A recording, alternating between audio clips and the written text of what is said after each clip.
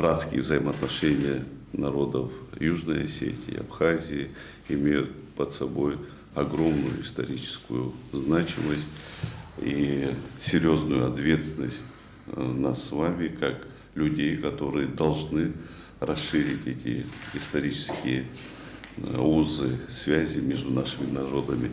Народы Абхазии и Южной Осетии прошли непростой путь самосохранения и, конечно же, международного признания. Я считаю, что у нас одинаковая история, путь, через который мы поколениями боролись за свою свободу и независимость.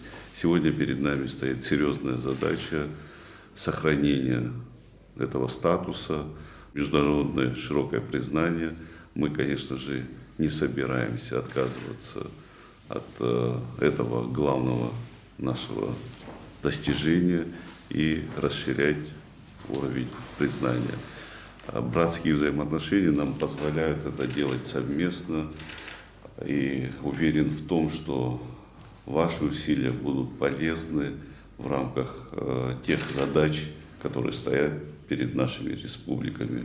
Спасибо вам большое за оказанное доверие. Это серьезная миссия. Абхазский народ и юго-осетинский народ с глубоким уважением друг к другу относятся. И у нас путь един, как вы сказали, у нас цели и задачи одни.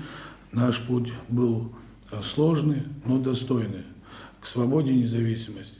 Поэтому я понимаю всю ответственность, которую на меня возложил юго-осетинский народ.